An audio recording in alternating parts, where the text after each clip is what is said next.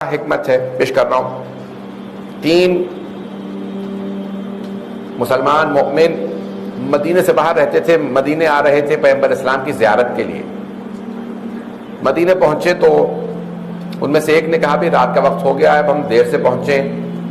تو ایسا کرتے ہیں کہ رسول خدا کے لیے زحمت کا سبب نہیں بنتے، ہم میں سے ایک پیغمبر کی بارگاہ میں چلا جائے، ان کے گھر رکے، دوسرا علی مرتضیٰ کی بارگاہ میں چلا جائے، ان کے گھر رک جائے.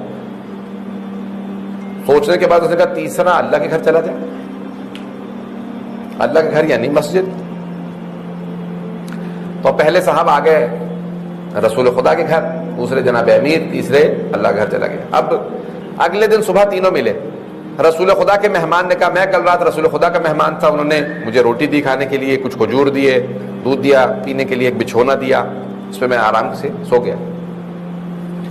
جناب امیر کے مہمان نے بھی یہی کہا کہ بالکل بعینہ یہی کچھ جناب امیر نے بھی مجھے دیا، وہی کھجور، وہی روٹی اور دودھ اور ایک بچھونا دیا.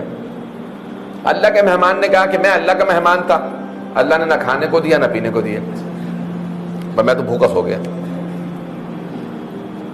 رحمت پروردگار کو جلال آیا، کہا میرے حبیب میرے مہمان سے کہیے کہ آپ کے مہمان اور علی کے مہمان نے صرف فجر کی نماز پڑھی ہے اور میرے مہمان نے بھوکے ہونے کی وجہ سے تہجد کی نماز بھی پڑھی ہے.